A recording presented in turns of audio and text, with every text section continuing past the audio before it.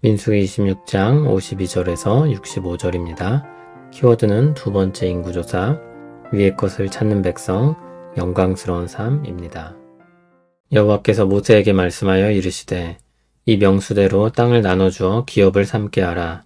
수가 많은 자에게는 기업을 많이 줄 것이요 수가 적은 자에게는 기업을 적게 줄 것이니 그들이 계수된 수대로 각기 기업을 주되 오직 그 땅을 제비 뽑아 나누어 그들의 조상 지파의 이름을 따라 얻게 할지니라.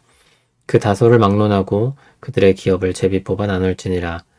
레위인으로 계수된 자들의 종족들은 이러하니 게르손에게서 난 게르손 종족과 고핫에게서 난 고핫 종족과 무라리에게서 난 무라리 종족이며 레위 종족들은 이러하니 림니 종족과 헤브론 종족과 말리 종족과 무시 종족과 고라 종족이라. 고핫은 아므람을 낳았으며 아므람의 처의 이름은 요게벳이니 레위의 딸이요 애굽에서 레위에게서 난 자라.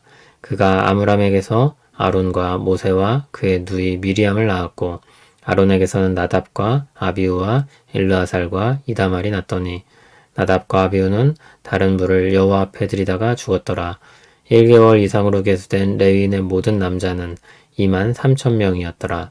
그들은 이스라엘 자손 중 계수에 들지 아니하였으니 이는 이스라엘 자손 중에서 그들에게 준 기업이 없음이었더라. 이는 모세와 제사장 엘르아살이 계수한 자라. 그들이 여리고 맞은편 요단과 모압 평지에서 이스라엘 자손을 계수한 중에는 모세와 제사장 아론이 시내 광야에서 계수한 이스라엘 자손은 한 사람도 들지 못하였으니 이는 여호와께서 그들에게 대하여 말씀하시기를 그들이 반드시 광야에서 죽으리라 하셨음이라. 이러므로 여분네의 아들 갈렙과 눈의 아들 여호수아 외에는 한 사람도 남지 아니하였더라. 아멘. 이 절을 보면 인구조사의 1차적인 목적은 전쟁을 위한 준비입니다. 민수기 1장의 인구조사 때와 같습니다. 그런데 오늘 본문인 52절 아랫부분을 보면 땅 분배를 위한 목적도 가지고 있음을 알 수 있습니다. 1장과 인구조사 기록도 좀 다른데 여기서는 지파와 더불어 종족들을 구분짓고 있습니다. 이 역시 땅 분배를 염두하고 있는 것입니다. 하나님께서 약속하신 땅에 들어갈 것을 전제로 인구조사를 실시하고 있는 것입니다. 땅 분배 방식은 두 가지로 진행됩니다. 하나는 53절 말씀처럼 사람 수대로 땅을 나누는 것입니다. 다른 하나는 55절 말씀처럼 제비를 뽑아 나누는 것입니다. 둘이 상충되는 것처럼 보이는데 아마 다음과 같은 방식으로 진행되었을 것입니다. 먼저 제비를 뽑아 지파별로 땅을 나눕니다. 그리고 그 안에서 땅을 사람 수대로 분배하는 것입니다. 한 가지 덧붙이면 제비를 뽑는 방식은 성경에서 하나님의 뜻을 찾기 위해 많이 사용되었던 방식입니다.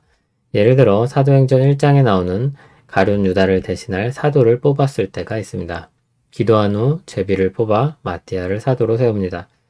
잠언 16장 33절을 보면 제비는 사람이 뽑으나 모든 일을 작정하기는 여호와께 있다고 했습니다.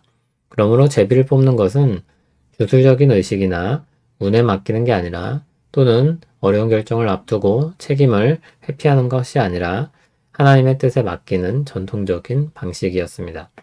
다만 이런 방식은 주로 구약시대에 나타나고 신약시대에는 마띠아의 경우가 유일합니다. 57절부터는 레위인에 대한 계수가 나옵니다. 61절을 보면 나답과 아비우가 다른 불을 여호와 앞에 드렸다가 죽은 일이 기록됩니다. 어제 본문에서 연병, 고라무리, 에르와 오난의 경우처럼 하나님 앞에서 불순종했던 역사를 덧붙입니다. 죄에 대한 경계와 하나님의 은혜를 강조하는 것입니다. 63절부터는 인구조사 기록을 마무리하면서 첫 번째 인구조사 때 계수되었던 사람들이 모두 광야에서 죽을 것이라고 했습니다. 그들이 끊임없이 불순종했기 때문입니다. 다만 첫 세대 중 예외로 가나안으로 들어가는 사람들이 있습니다. 모세도 들어가지 못한 그 땅으로 들어가는 영광을 얻은 사람들이 있습니다. 바로 갈렙과 여호수아입니다. 하나님께서 주실 땅을 바라보는 세대에게 주시는 교훈입니다.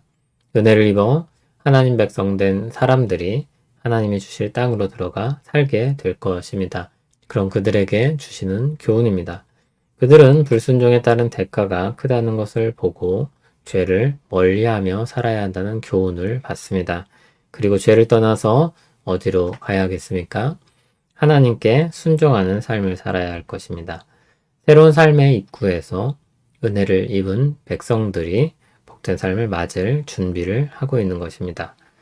골로새서 3장 1절, 2절을 보면 그리스도 안에서 구원받은 사람들을 향해 위의 것을 찾으라고 교훈합니다. 그리고 땅의 것을 생각하지 말라고 했습니다. 땅의 것은 음란과 부정과 사욕과 악한 정욕과 탐심이라고 했습니다. 또 분함과 노여움과 악의와 비방과 부끄러운 말입니다. 이러한 죄악들로부터 떠나야 합니다.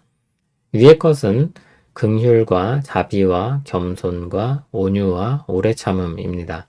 이러한 교훈들에는 단서가 붙는데 하나님이 택하사 거룩하고 사랑받는 자처럼 위의 것을 취해서 살아야 하는 것입니다. 또 용서와 사랑과 감사입니다. 이것들은 모두 그리스도께서 행하신 일들입니다. 그것을 생각하면 위의 것을 찾는 것은 자기를 부인하고 자기 십자가를 지고 주님을 따르는 것, 그것과 같은 교훈임을 알 수 있습니다. 다른 말로 그 교훈을 구체화하고 있다고 말할 수 있습니다. 민수기의 두 번째 세대가 새로운 땅으로 부름받습니다. 그리고 예수 그리스도 안에 있는 우리가 새로운 삶으로 부름받습니다. 주님이 십자가 보혈로 우리를 구원하셨습니다. 그리고 불순종의 삶에서 순종하는 삶으로 부르십니다. 영광스러운 백성에 걸맞는 삶으로의 부름입니다. 그리스도의 영광으로 옷 입히시고 하나님 나라 백성으로 부르십니다. 주님의 이름으로 사는 그리스도인으로 부르십니다. 그 영광과 기쁨이 우리의 길 소원합니다. 우리를 하늘의 영광으로 덮으시고 새로운 삶을 살게 하시는 하나님을 찬송합니다. 죄악되고 유한한 인생을 붙드셔서 영원하고 영광스러운 삶으로 인도하시니 감사합니다.